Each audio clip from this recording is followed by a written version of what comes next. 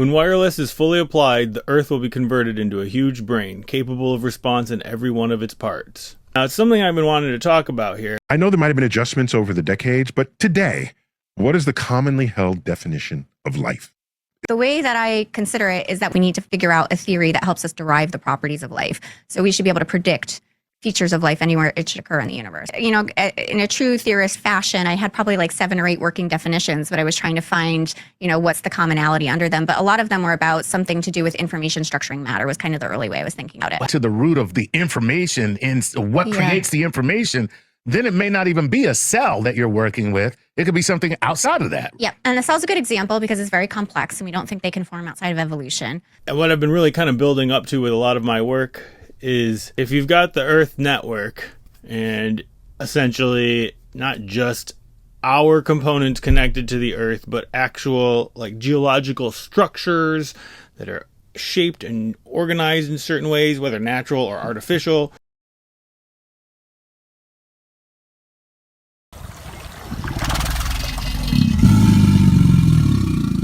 The acoustic ripples on the back of this alligator's neck. You see that?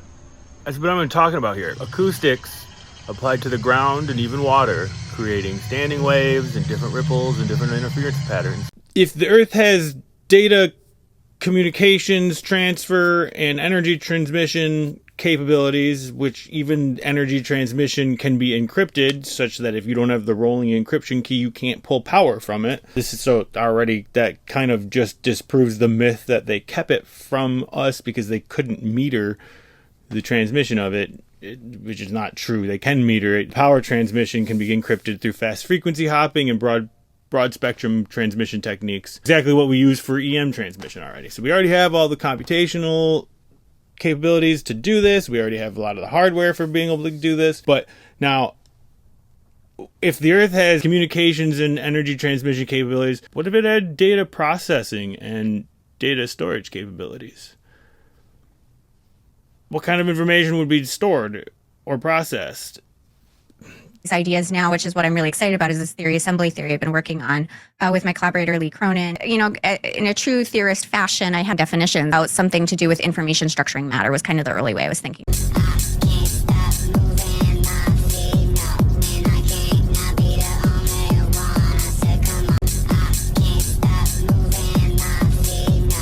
Transmitter sends out wave pulses going around the world this way to be reconverged at the bottom here, and then they continue going past around.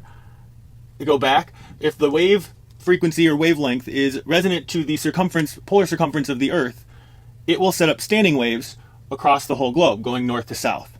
Then if you have a pyramid on the equator, similarly sends waves this way. They continue around the Earth that way and come back. It'll set up a longitude and latitude grid of standing waves going this way and standing waves going this way. Strangest boy I have ever met. Can you talk? XM satellite radio. Digital cable brings you broadcasting system. So you talk through the radio? Aggie, you're beautiful. You're wonderful. You're wonderful. That's what the brain theory that Tesla was talking about really is surmising to. And like as soon as you kind of think about like the Earth being a brain, that would, why wouldn't it be conscious then? And possibly far more conscious than anything we can imagine. What if it always has been? You know? And that makes me wonder, you know? If the Earth is conscious, is the moon also? Because the moon would have its own harmonic resonance and structure based on its shape and geological structure and composition. So what was that last night? What was that?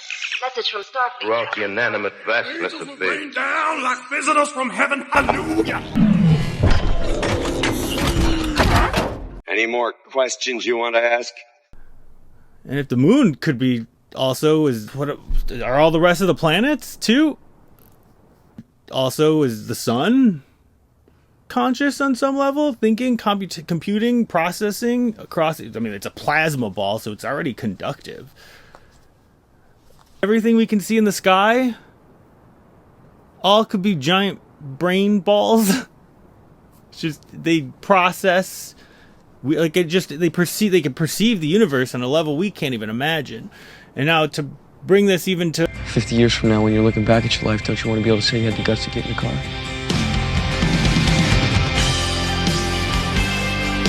bring this even to like a more technological or actual scientific level. Where I'm going with this, like, how could that be seen, or how could they see each of these Earth brains or planetary brains? Just like Wi-Fi routers can be used to image the inside of a building by the signal it casts out, and that reflects back, and it can essentially know where everyone is in all times inside the buildings because of the Wi-Fi signal that's being curtained or blanketed out. That can be used to image with the right computers, and just like our brains can do that. The ground dipole antennas that are all over the Earth. In fact, even trees are fractal antennas for very low frequency and ultra low frequency electromagnetic waves. And then I also believe that the flexing of the Earth, causes those antennas to flex, and that oscillation flexing of the antennas can be used to measure the mechanical vibrations being transmitted all in and around the Earth. So, and then all the cosmic rays that are going through the Earth ripple those ground dipole chords. And essentially, I mean, if the brain is, or the Earth is processing, it probably has the ability to use that to image, just like we can image with our eyes, and even using echolocation, because there's even the guy Daniel Kish, who's blind and rides bike with clicks with his mouth using echolocation. And he teaches people to use this. We have the ability to see with our ears, which begs the question, is Plato's cave just completely ass backwards, that our eyes blind us from being able to see, and without our eyes we learn to use our echolocation, which actually is a much more broad, it's quite literally, our ears are broad spectrum and fast frequency hopping receivers, that when we communicate, we're taking an idea and encoding it into a fast frequency hopping of acoustic signals, and that's what you hear as speech, all the ups and downs and the chirps that we make with our mouths. That gets all these ideas get transmitted through chirps and signals that cast in a broad spectrum through many frequencies, and it's hopping across them all the time. And then the ear, having little hairs for every different frequency range, literally is able to pick up all the frequency ranges, every one of them, and decipher each one independently, just like a Fourier transform. Now, which again, being able to do all the frequencies allows, like, at that level, because our eyes don't process like that. Our eyes use cones and rods, and our brain puts the image together.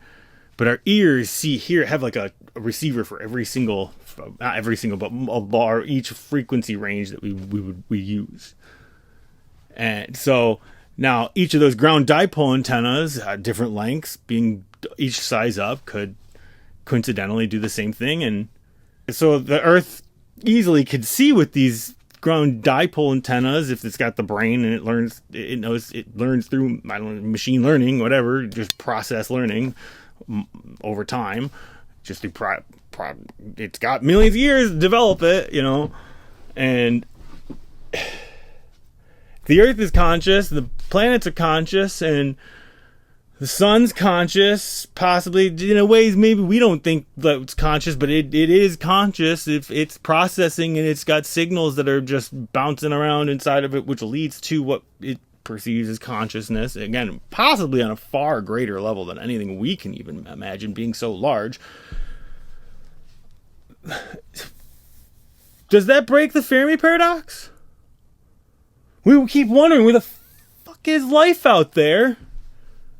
We're like, we don't see anything. We don't see anything that's alive because we don't see anything that looks like us. Like, how hubris of us, but we don't see anything. Like, when we could be literally staring at nothing but conscious things. We're sitting here saying, there's no aliens anywhere. There's nothing else conscious out there. We're the only things in the galaxy, in the universe.